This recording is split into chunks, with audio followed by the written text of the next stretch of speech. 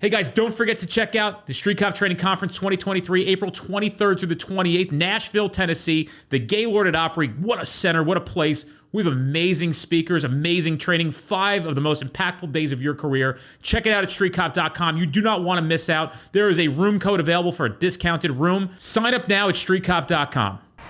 111, 110.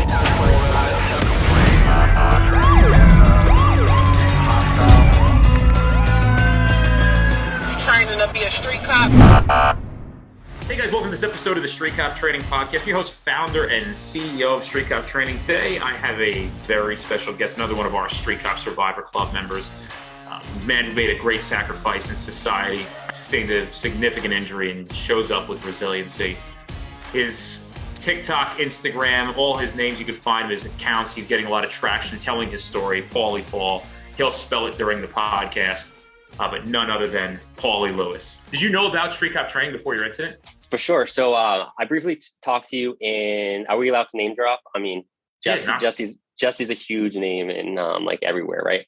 So in 2021, a nonprofit named Elio Weekend reached out to me. So Austin Glickman, the president, I'm very close to him. He set up a weekend in Long Beach, New York, where Jesse and I both went out the same weekend. And he set up first pitch at the Mets game. He gave us a VIP tour of New York City. And during that whole weekend, you know, Jesse and I got really close because him and I both have the same exact injuries. Mine's my right arm, his is his left, radial nerve damage, lost use of hand, all of it. So we really connected over that and we stayed in touch. I went out to his house for dinner. Wait, so you knew about us before your incident? That's what you're saying? I did. I knew about. Of course, I know about Street Cop. I follow the Facebook page. I follow the Instagram page. I know a lot of people that are close to Street Cop, and you all do wonders. Thanks, man. I appreciate it, dude. That's very nice of you to say. Tell me about the 60 to 90-second version that we didn't get from you. You grew up in Massachusetts. You got a master's degree in social work, and you find yourself out in New Hampshire. Did you get a promise of employment before you went out there, or you went out there and then tried to find employment? So I walked the stage at Boston College, May 2018. The day after I walked the stage, I got a call back from my sergeant that I was on my oral board. And he's like, you know, we want you to sign the conditional offer of employment. So I went out there. Interestingly enough, in New Hampshire, you start working before you go to the academy. So like for an entire month and a half, I did basically like ride-alongs, got my firearm certification, just like very simple things like that. So then I officially moved out there when I had about a month left of the academy. I'm like, okay, you know, I'm going to make it through. I have my career. It's time to, stop commuting so far. And I officially moved out December 2018. All right. So you're out. How long are you on the job before the incident unfolds? So I got sworn in July 2018. The academy ended December 2018. I got off FTO May 2019. And then 2.5 months later, August 1st, 2019 was the shooting. You know, and I advocate this significantly. You just proved my point. I say this to people over and over again. If you don't have the training that you need to go into an incident like this, which almost nobody does, that's the real detriment of failing to train appropriately and properly, and where these people in these positions have to relinquish these swords and say, you know what, maybe we're not doing a good job. Maybe we need guys, some of these third-party vendors to kind of help us create a program where we can prepare people for this, because the bad guy doesn't give a fuck if you got 21 years on the job or 21 hours on the job. And that happens, dude. And you were very, very new to go through something like this. I'm sure you never anticipated in your life you'd experience some of this so early in your career. But let's do it. Bring me into two and a half months past May of 19. So we're talking about July. So we started the shift on July 31st. I was working a 5 p.m. to 3 a.m. shift that night. So the call happened at about 1:30 in the morning. You know, interestingly enough, in New Hampshire, in the town that I work in, we close at 3 a.m. and we open at 7 a.m. and state police takes over. So that's very similar to the towns around us too. So a couple of towns around us had already closed. So it was 1:30 in the morning. it was my sergeant on duty, who was 26 at the time, and me on duty, who was 27, right? So I was brand new. He had about 5 years on. So we're driving I'm behind him in the cruiser, and we were actually on our way to drop one of the cruisers off for some maintenance when the call came in. It was a call basically saying a woman was being held hostage by her husband. So immediately we started going in the direction. When we were driving there, we got more information that he took 60 Xanax, which obviously meant, he was suicidal. So, but at the same time, we know he's not going to be thinking straight if he just doused himself with, 60 Xanax. So my sergeant, I totally let him take control of the radio. He knew what to ask for. He knew, what we would need more than I would. So he started calling for backup, everything that he could. However, like I said, everything around us was mostly closed. So by the time we finally got to the house, it was still just us there. So we parked the cruisers, positioned them, appropriately, and headed down to the front door. We knocked, and the woman came out in distress, right? Pausing there, immediately in my mind, like a lot of things are going off at once. Like, okay, she's being held hostage, but she's also coming to the door. So like, is she telling the truth or not? I mean, we have to believe she's telling the truth. My sergeant does a pat down on her. She has nothing on her. And then we start asking questions. Where is the man? What's going on? And she says to us that he's upstairs in the bedroom. He has multiple firearms. If we go in there, he will shoot us. And, again, being a rookie, I'm like, okay, so, this sounds pretty dangerous, but, I'm invincible, right? Like, nothing's going to happen to me. We'll approach guy. We'll see if he's okay. We'll get him the treatment that he needs. Like, he's not actually going to shoot at us, right? So at the same time, we're thinking like, okay. And I mean, the breakdown wasn't this intensive because, it all happens in seconds, but these are all the quick thoughts going through our head. We're also thinking that he's upstairs in bedroom, front lawn's here. If he is going to shoot at us, should we go position behind the cruisers where he can easily, shoot at us at any time? So we end up going into the house. Around the first corner, there he was. He wasn't upstairs in the bedroom. He was already downstairs right there at the corner with a gun pointed right at us. Oh, so shit. My sergeant shoots a couple of times, and at that point I'm around the corner and he's already shooting back. He shoots. I didn't know this at the time because all the noise got blocked out, but 4 months later when the case closed, I got this information. He shot 6 times in our direction, 45 caliber, and 2 of them hit me. 1 in the bicep, 1 in the forearm. So when that happened, I took a few steps back, radio dispatch. I said, I'm shot. And then it seemed like minutes went by. Again, it was only a couple seconds. We took different position. We got her in a safer location, and we positioned ourselves behind the cruiser to get better eyes on the house. At that point, still no backup because they're far away. So in my head, it felt like a half hour went by. I'm sure it was only a couple minutes. Finally, another cruiser pulled up. He was throwing a tourniquet. He helped me get it on. An artery was severed. So I was, bleeding out at the side of the road. They got the tourniquet on me. And when a second backup car arrived, that's when I was brought to the ambulance that was positioned about 5 minutes away. Did the tourniquet help? Yeah. The tourniquet, I believe, saved my life. Did you have a tourniquet on your person at that time?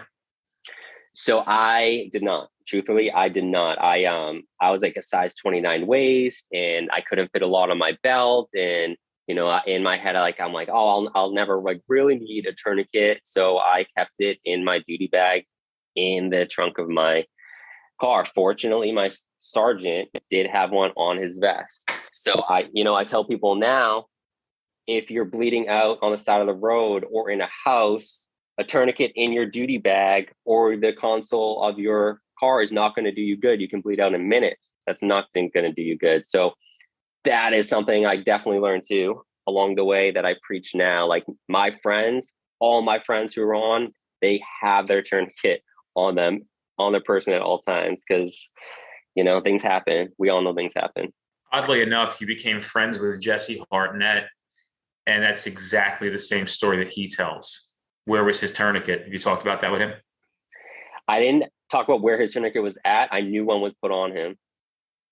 Yeah, so the same thing, dude. He actually kept his tourniquet in a bag in the trunk of his car. And when shit hit the fan, when he was shot so many times, he could not get his tourniquet out because he couldn't remember where it was. He actually said that muscle memory kicked in. Typically, he had a partner, but his partner was on vacation. Had his partner actually been with him that night, he would have been killed. But he was by himself running a single low car. And he had moved the duty bag from the trunk of his car, where it typically was, to the front seat because he didn't have a partner this night. And I believe the story is he went to the trunk to go get in the haste of the moment after being shot and dying on the side of the road. He ran to the trunk of the car and couldn't find it, couldn't remember where it was because his muscle memory told him it's in the trunk of the car. He had it in the front. And Jesse is a big proponent of, you all need to have your fucking tourniquets center mass of body where one of your limbs you can grab it. You know, when we do a class with Sean Barnett called medical tactical training, he, you know, if I'm in his class and I'm there, I know what he's going to do. And I can see the people come in with their fucking tourniquets behind their gun, right? In front of their gun, attached to the fucking holster of the gun. And he's like, cool. He's like, let me get you up here for a second. What's your name? And they're like, oh, I'm Maria, right? All right, Maria, come on up. All right, you have been shot in the left arm. Get your tourniquet. And you could see they're trying to reach for it. And when I see people, people get a little offended. I'm like, hey man, your tourniquet's in the wrong spot.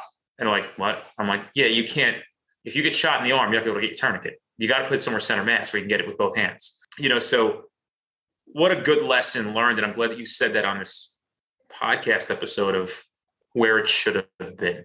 Let's carry on. The tourniquet saved your life. Somebody else showed up with one, knew what to do, had the training. Were you trained with a tourniquet prior to this? I was trained with the tourniquet.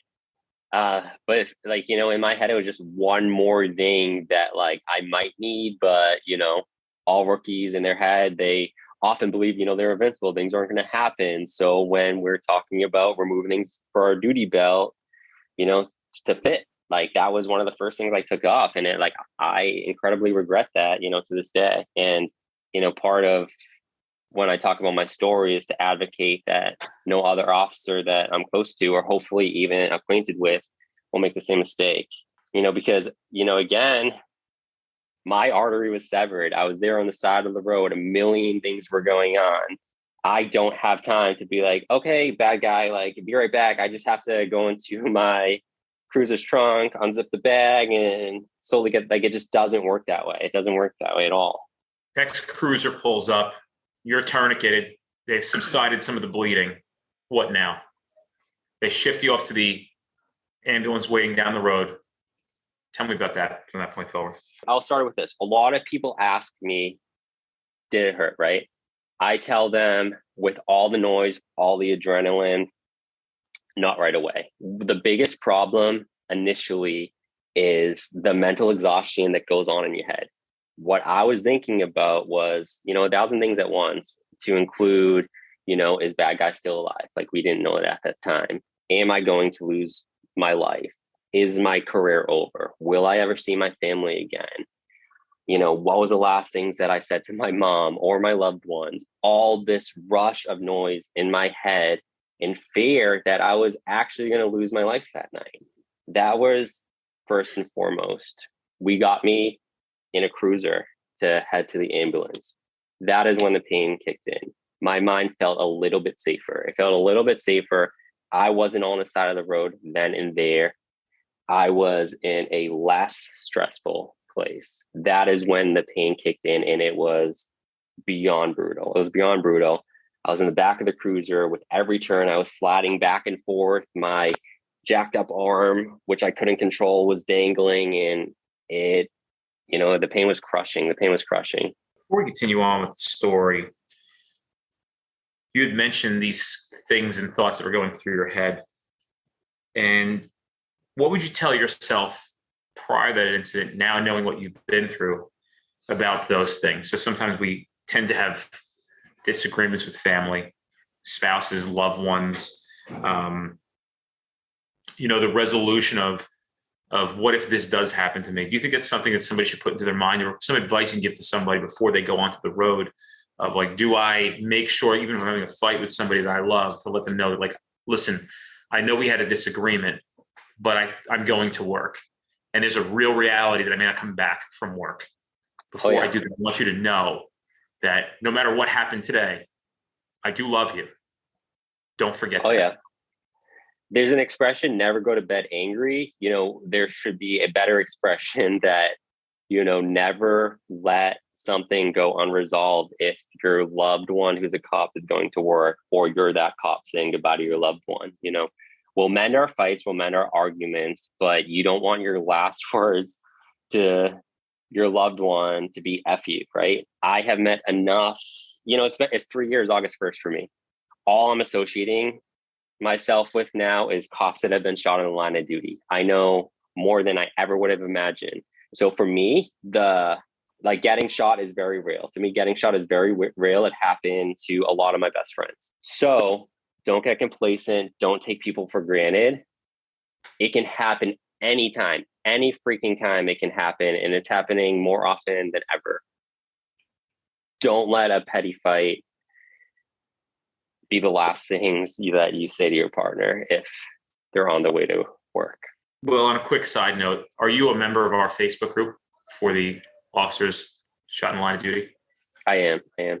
Street How's cops. that been? It's been great. People really open up in that Facebook group.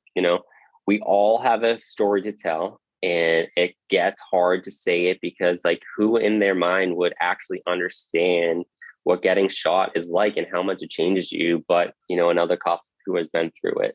Because I hate to admit it, it changed me for the good and it changed me for the bad. And a lot of people in the Street Cop Survivors Club on Facebook get it. They just get it. You a righty or a lefty? I'm a righty. So you got shot in the right arm. I did. So overnight, I went from right-handed and two-handed to one-handed and left-handed. And it was that way for over a year and a half. I had to learn everything lefty, how to eat again, how to wash my face again, how to shave lefty. And on top of it, I didn't have the support of that right arm for that balance. It was very difficult. It was so difficult. Were you able to return fire, or was your sergeant able to just the only one who could fire? I got hit as soon as I exposed myself out of that corner. I got no rounds off. My sergeant emptied his entire mag. He emptied his entire mag. He made contact with the person 3 times. Was he able to reload after he emptied the whole mag? I believe he was able to reload. All that I know is from the report and what I saw on the body camera. As soon as he emptied his mag, that's when we left the house. I had, my hand, I lost use of it. I broke my arm. My gun fell to the ground. I couldn't hold it with a dead arm and a dead hand. He picked it up for me as soon as he saw it was on the ground, handed it to me, and then that's when we went behind the cruises along the street. What kind of gun did you guys carry? We had a Glock 17 Generation 2. So a 9mm, right? Correct. So interestingly enough, though, so we got information, 4 months later after the case closed. The autopsy said that the 3 bullets that hit the bad guy would not have killed him. What ended up killing him was a shotgun to his own chest. And everybody didn't know that until 12 hours after. So, a lot of cops arrived on scene. They sent the robots in. They weren't sure if he was alive or not. And then, 12 hours later, whatever made contact with him, it was determined that he was dead and he died from the shotgun to the chest. Interesting. We're back at the ambulance now. You get into they get you to an ambulance at this point. Who do you meet? What's the crew? What's the plan? So from Weare, New Hampshire, I had, as best team as you can get. I was placed on the bed, and they started ripping everything off me. They started dousing me with fentanyl, and I was feeling good at that moment. I was like, dang, if anybody has had fentanyl used on them, like, you feel pretty good. Like, the pain goes away, and the ride from the ambulance to the hospital, wasn't all that bad. So paramedics were on scene getting you medicine to try to ease the pain at the scene. We're not at the hospital yet. Correct. So about 2 miles down, we had a store called Country Three Corners in Weare, New Hampshire, and that's where the cruiser brought me to. I was grabbed from the cruiser, put on the bed, and entered the ambulance. So paramedics there had the ability to administer medicine to you. Correct. Right. And yeah, and then again, they I believe that I was only hit in the arm, but they couldn't take my word for that.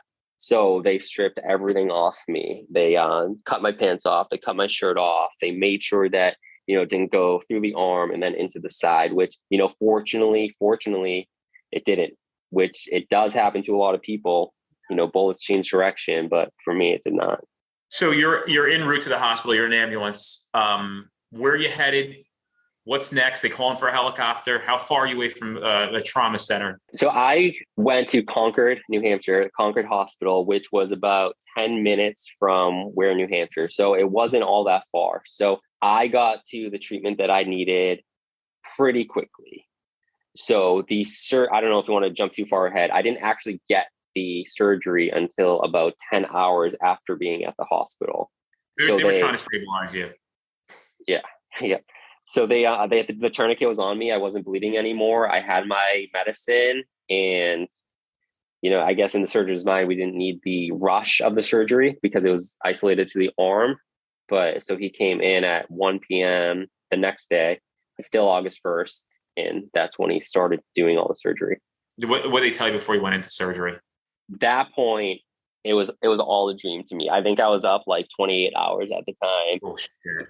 And because, I started my 5 p.m. shift that night, and, I got up at noon to go to the gym beforehand. The call was at 1:30, and then the surgery was at 1:30 p.m. So whatever the math is, I was up a long time, and, I was just so out of it, so emotional.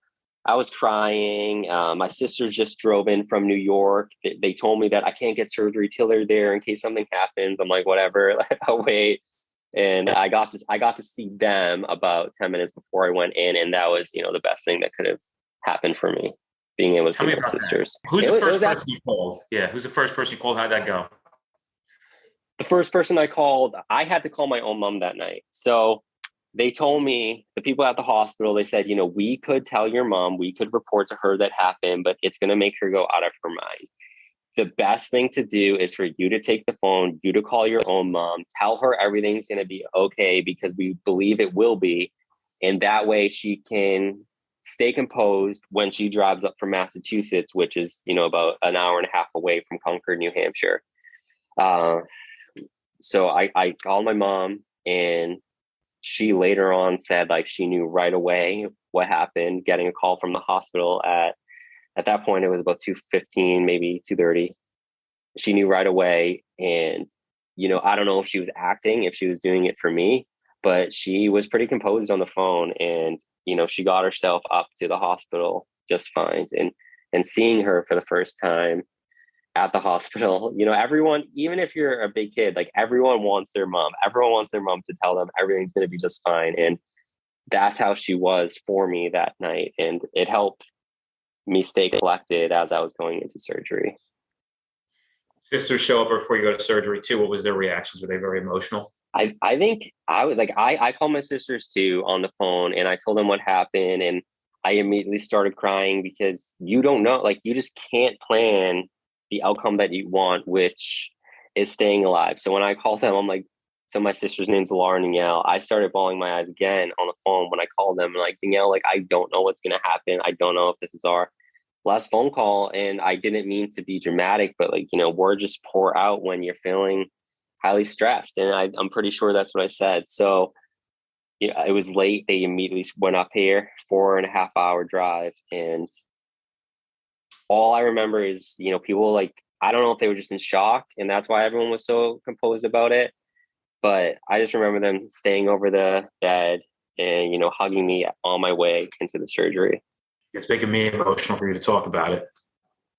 It's a lot. And you talked about like how important is it to resolve the BS like before going on duty. One thing that changed me for the better is just loving harder than I ever have before. I don't take for granted the people in my life anymore that I once did.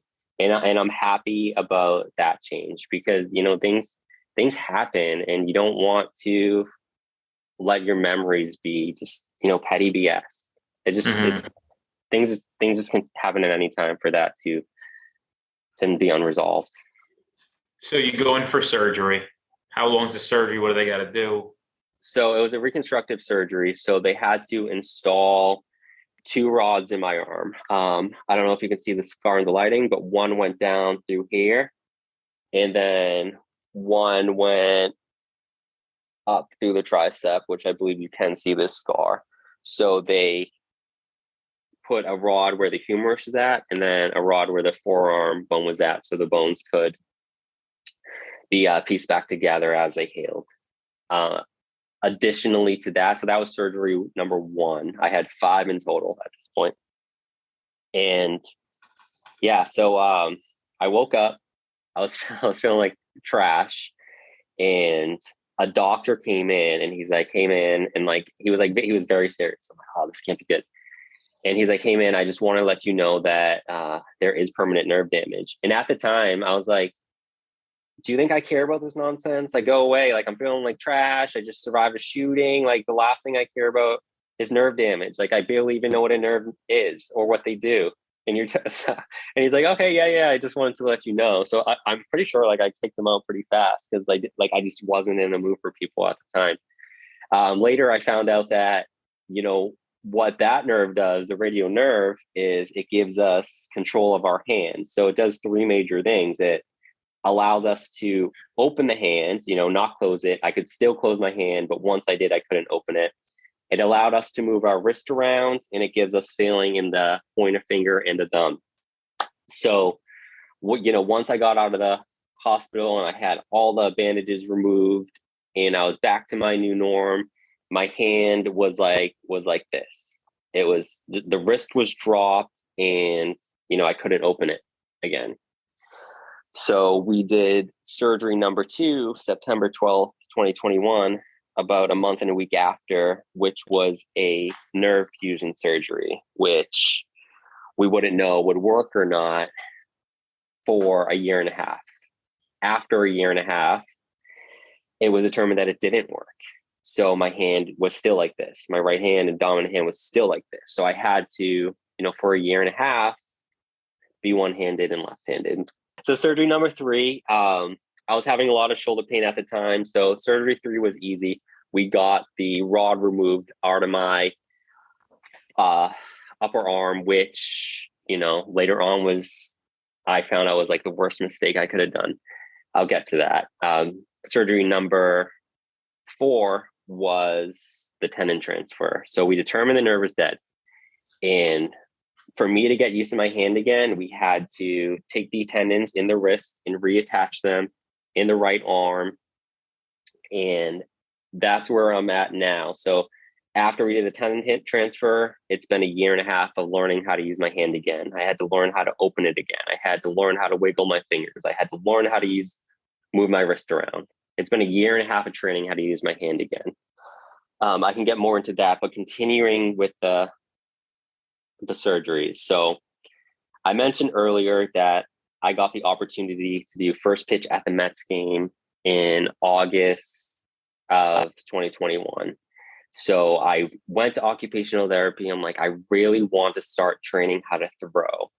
And it was a lot of work, like learning to use my hand and my arm to throw, because I had to throw, the 60.6 feet. So my whole summer I spent practicing throwing, and it was successful. I did first pitch at the Mets game, and it was like one of the highlights of the summer. I did it July 31st, which is the day before my Alive Day, and I was feeling on top of the world. So for me, that was a great training exercise for my arm and hand. So I continued to throw. On August 20th, Just 20 days later, I threw a ball to one of my friends, and the humerus where I took the bullet snapped in half. It Oh, snapped in shit, I half knew you were gonna again. say that.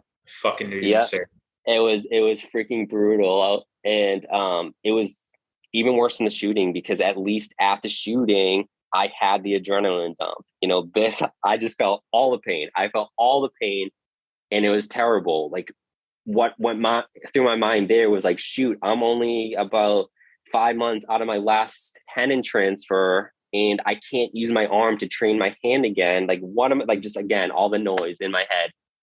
And then, I was praying, like, hopefully this doesn't mess up, like, me being able to use my hand again, all that. So the worst part of that all is I went to the hospital August 20th, and the pain was so bad. I got morphine. We got x-rays, which took 2 hours, and they told me there's no break. They told me there's no break because the only x-ray that we could take was laying down, and the bone was pieced together like a puzzle while I was laying down. So, that's what I believe. I believe the doctors, Boston, the best hospitals in the world. So I continued doing occupational therapy, and I was told that it was just scar tissue that ripped, even though my arm was like this big. So for 2 months, I was living with a broken humerus, and Wow. we were massaging the Oh area my in God, dude. occupational therapy because we thought it was scar tissue. Wow. And again, like I said, this is all related to having that rod removed on the January surgery, which, like I highlighted, was, I guess, a bad mistake. But the rod would have been lifelong, and I was experiencing pain, so I had to balance that decision. So finally, we got new x-rays in October of 2021, and I think I have the picture somewhere, but the bone was like this in the second Oh, x-ray. It was like a dagger. It was like, the worst thing you could see, the worst break you could see. So we got the surgery, right? October 2021. And this is just important to know, because this is the actual real life recovery of a police officer that has been shot in the line of duty. It's not like the movies. I'm approaching 3 years and going through all this crap, and no complaints. I'm alive, but like, this is raw and authentic story. So I got the surgery the Monday after. The surgeon called me up and he said, I'm so sorry, but you have a staph infection, and this is pretty bad. And this might be why it rebroke. So he said the treatment plan for that was to get a PICC line. I don't know if y'all know what that means, but it's basically a portable IV. You get an IV stuck in your arm that goes all the way up right before your heart, and it stays in you. It's not removed, and you have to get IV treatment through, like, from an antibiotic for the whole 6 weeks. So I just had my arm surgery, so this arm was down. I had a PICC line in my left, that was fragile, so I could barely use my left arm. I couldn't get either arm wet. I could barely shower. It was just a freaking mess for that 6 weeks. And then finally, it was removed late December, and January 2022. That was finally my fresh start. I got approval to work out again. I could start working on my hand again, and since this year, like, things have been getting back to normal, and I can focus on permanent recovery. What you just explained can be transformed into a lot of people maybe experiencing some difficulties in their lives. Although yours is very physical, maybe somebody else's is mental. I think what I heard you say was, no matter how bad it gets, it eventually is going to get better. Is that fair? It's fair. That's what you have to hold on to. You have to hold on to that belief. And it's not going to be perfect, but it will be better. What do you deal with now? Here we are 7 months later, since you're getting well point. What are some of the things you still live with at the moment? Let's talk about physical first. Physically first, it's been 3 years, a year and a half out from my tendon transfer, and the limitations are still pretty severe. So, like, I would say 3 pounds is my max that I can hold. If I were to take, a sip of a full water bottle, it's very hard for me to not spill it all over myself. I'm gently practicing throwing again. I can probably only throw about 5 feet in front of me. Writing, like, I'll write my name, which is a big deal for me. But then my hand starts to cramp up. So I'm still basically down to one arm. However, after 3 years, I'm getting accustomed to that. I'm not gonna tell myself anymore that like, I'll get full use of my arm back. And because every time that, I had this belief in my head that like things were going to get way better, I had those major setbacks. So now, I live just more in the moment, accept the physical limitations. If they get better, great. I'll work as hard as I can to give myself my best shot of the full recovery. But, I can't plan on things going the way that I want to. That just leaves me, depressed in the end if it doesn't work out that way. So the mental side of it is, it's been difficult. It's been difficult. But so let's talk about the mental piece. So people ask me what my biggest challenges are. And I know when they ask me that, they're asking about the physical piece. But, for me, like that's not the most difficult challenge. So I'm honest. And I say, loneliness is the biggest challenge. And a lot of, violently injured police officers will experience that. I was so distracted by all my surgeries and my physical recovery for the past 2.5 years, approaching 3, that like I didn't have time to be lonely. January 2022, I got approved to work out again. I got approved to like start practicing what I wanted to again. And by March of this year, I started to feel myself again. I started to have energy again. And I'm 30 now. Everyone around me is working. I'm not working for the field of my dreams anymore. Most days, I'm at home just figuring out how to spend time. And the people I'm associated with are busy a lot, right? So I wouldn't expect them to drop everything for me, but it's hard to fill the time when you're retired so young. And the plan is to work again, but right now I'm not. So that is probably the hardest element of the mental piece. Do you think you're looking for your new why? So I am always looking for a new why. Purpose has always been important to me. That's why I got into social work. That's why I got into police work. One thing that has given me a purpose, and I only stumbled upon it, and maybe it's artificial, but for me, it feels real, is social media. Social media has been key for me to finding purpose and staying sane as I'm recovering. I have, I've gained like the 1.2 million followers on TikTok, just telling my story of recovery. And people reach out and they relate to it and they tell me they're going through something hard. And my story of recovery has gotten them through their moments of difficulty. That's stuff that I hold on to. And it feels like I'm still doing something, even though, maybe it's not much. It's probably more than you think it is. And I think you're getting closer and closer to your big whys. And I think you're on the right path. I think if you stay on that path, you're going to end up there. So I think you're doing a real good job at that. Actually, one of my questions that I had on my pad here, as you can see me writing, is what made you decide to go on TikTok? So again, go backward to the shooting, August 1st, 2019. TikTok became, a thing in 2019. So 2 months after the shooting, I was starting to get back to being able to drive again, being able to leave the house again, having energy to leave the house, to leave my bed again. And TikTok was starting to become everywhere. And I've always been on social media. I've always loved Instagram. I've always, posted silly videos like that. But I was like, okay, this is the next big thing. This could be, entertainment for myself. And when I first joined, this case was still open. Like I couldn't talk about my story. So instead, I started posting like Snapchat videos that I posted to showed loved ones in my past that like were randomly saved to the cloud that I was just being goofy and silly in. And I put up a couple of those videos, not like saying that I ever, got shot or anything. And I started to gain a following pretty quickly, because everyone loves a person in uniform. So like I started getting a following for that. But then like that was a big no at my department. They're like, Paulie, like you can't do this. Like you can't post these videos. So then I'm like, okay, this is like something that's keeping me going. Like I really want to stay on TikTok though. So that's when I started sharing my story of recovery, probably November or December, when I could no longer do like those old Snapchat videos. And people, started connecting to it immediately. And knowing people were connecting and knowing that it was making me feel good kept me going at it. What's your TikTok accounts for people who are listening to this and want to follow you?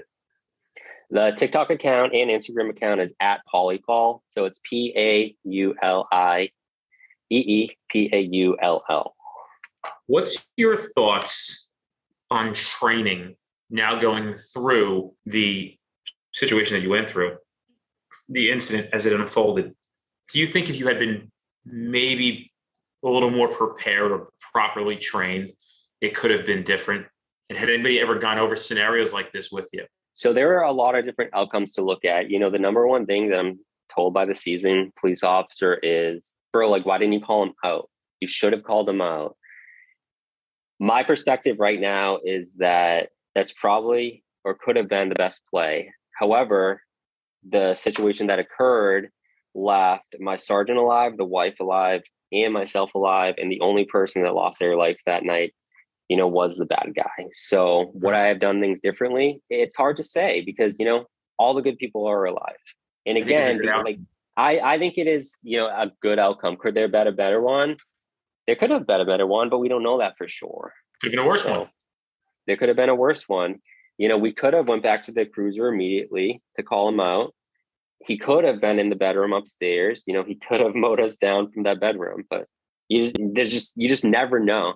You train to give yourself the best outcome. But even, you know, the most well-trained, like, things happen, crap happens, right? Do you think, or maybe it's a good opportunity now to tell people the reality of this job and how real shit actually is being a police officer? Because I don't know if there's anything more real than going through something that you've been through. I especially want to tell the seasoned police officers, and I want to get into this because so I'm physically recovering. We haven't really touched upon it yet. I'm also doing, you know, mental health recovery. I'm open to share that I was diagnosed with post-traumatic stress. Part of my exposure therapy, which is what I'm doing, is doing ride-alongs with other police departments, and I do them regularly.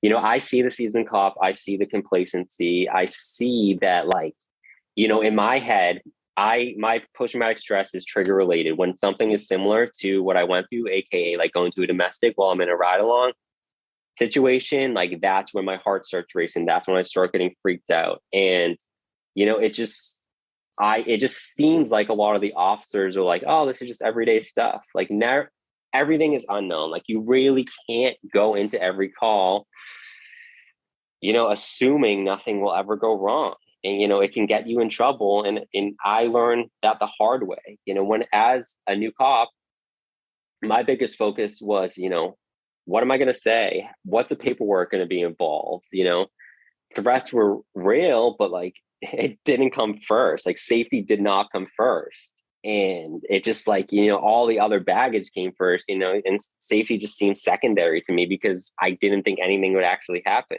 you know, when it does. Safety is a primary thing. And in my mind, if you had to make one thing in the academy, the most paramount thing, or if we could only learn one thing in the academy, it would be tactics and safety is probably the most, because listen, you got to be alive. Everything else we can figure out later on. I've said this and I say it publicly. We've learned this job completely backwards. We all do it the same way. We learn it by the streets, then legally, then tactically. And we should be doing is tactically, legally, then the streets. And, you know, the streets are a sometimes very, very rough instructor to learn from, as you have learned.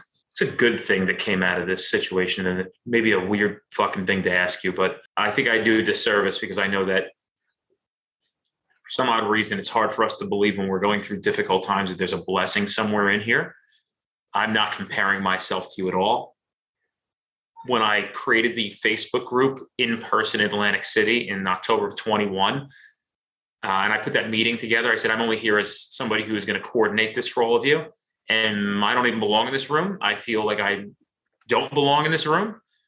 I don't think that I hold a candle to anybody who is in this room. There's like the 30 guys and girls who were shot or significantly injured. But I'm here to support you. So I'm not trying to compare myself to you. I'm saying, have you found the blessing in disguise yet?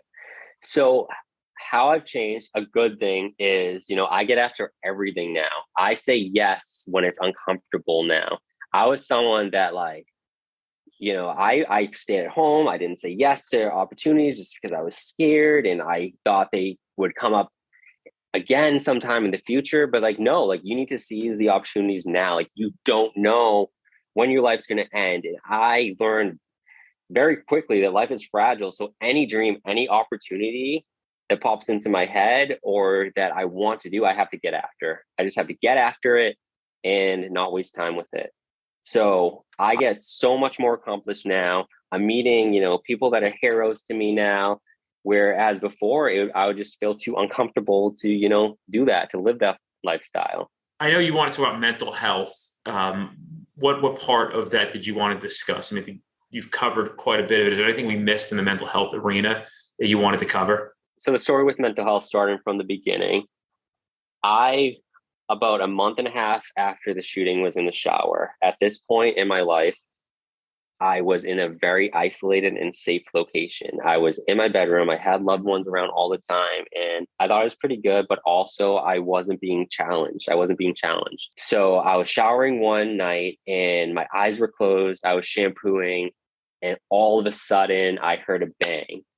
And I'm like, I froze. I froze in my tracks in the shower. And I was like, what was that? And I looked down and all it was a shaving cream that fell and it made a noise similar to a gunshot. And I was like, oh, great. Like that was my thought in my head. I'm like, oh, great. I'm totally more effective in this than I thought. And, I study mental health in grad school. So, I'm not someone that's going to try to, look past it. If I think there's a red flag, I want to correct it or at least try to. So I called a therapist in New Hampshire that specializes in first responders, and we started treatment pretty immediately after that. And, there's a whole scale that determines if you have post-traumatic stress or not. It was determined that mine's moderate and trigger related. So, I don't have the nightmares. I don't have it really doesn't affect my daily life unless I'm in a situation where I'm triggered. So, noises, ride-alongs, anything where like safety could be a problem, that's when it comes about.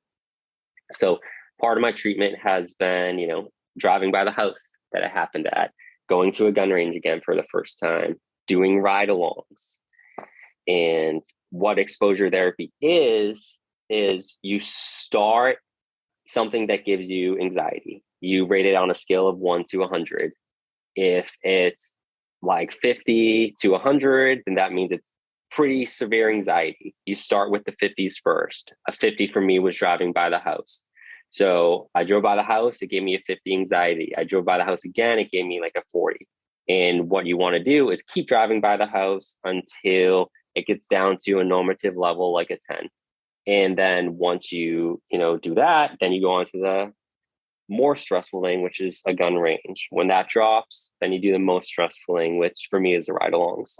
So that's the experience with exposure therapy. And, some calls during ride-alongs, they still get me to, a 90. So there's a lot of work to be done. And not that you can ever be a patrol officer again, but, I don't know what I'll run into. Like if I were to be a social worker and I were to empty a sketchy house, and a similar thing would come up. I just know that it is still relevant to do these ride-alongs, even though I won't be a patrol officer again. Well, I think you're doing a pretty good job, Paulie. I have to admit, I'm very impressed with the work that you're doing. Positive attitude, right position, recognizing anything you've got to address right away. A little bit of a road ahead, right? But a great life to live from this point forward. And it's great. It's inspiration for a lot of people. Well, thank you so much. It's funny receiving, like, I can't receive a compliment without smirking because I'm like, oh, this is so awkward. Just stop complimenting me. I've gotten kind of, as weird as this sounds, there are certain compliments that I can accept now that are kind of, when you start doing things, people start knowing who you are. And like, that from like TikTok, right? You're like things, like, you're like, okay, I hear it, right? I think I acknowledge that. And there's some stuff that I still yearn to be acknowledged for that don't happen as often as I'd like them to.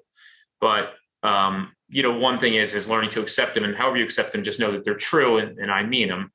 And is there anything else before we kind of wrap this thing up that you would like to address or discuss? I just want to highlight again, don't get complacent. This interview was sparked by a video I made that kind of highlighted the idea that you shouldn't get complacent, that, you know, you don't know when a shooting's going to happen. I did a countdown to my shooting with a montage of, you know, just silly stuff in uniform. You just don't know when it's going to happen. Again, say you love the people that you love. Be open-minded that danger is real. You know, it's easy to forget. It's easy to feel superhuman. It's easy to believe that you're invincible. We're not. We're human. Life's fragile. Get after your dreams, get after your ambitions, and keep moving forward even amongst any challenge. Well, on behalf of the law enforcement community, dude, and giving us that training video that we can all learn from and saving lives, countless lives, your sacrifice is everybody else's gain. And can't thank you enough. And by the way, I have a class coming up in New Hampshire in the fall. You should come to it. You know what I mean? It's on me, obviously. And we're going to get you set up. Make sure you follow up with me. I'm going to start compiling a list because you're not the only person who was significantly injured to get you to Nashville, because that's going to be badass. Okay. And I appreciate that so much. And the open invitation and all the work that you do. You asked if I know Street Cop. I mean, of course I do. All the work that you do is absolutely incredible. What you do, you know, for people is absolutely incredible. And I, you know, genuinely mean that. I'm not just blowing smoke. So you deserve to hear that once in a while in a genuine way. And I'm sure you do, but it's incredible. It's a little different now though. It's a little more personal. So usually it's happening when people are drunk. They see me somewhere. They're like, oh my God, bro. Right? But it means a lot. It does. And I don't want you to think that it doesn't, because I'll think about that on my way home today.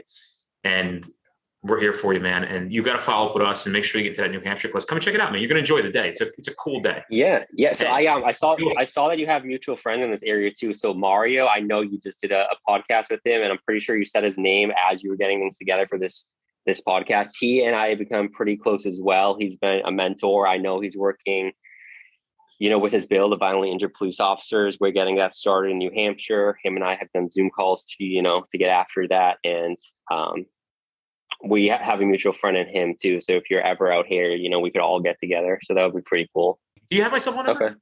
So Jesse did send it to you have it. Yeah. Just hold on. Yeah. You got open door policy, bro.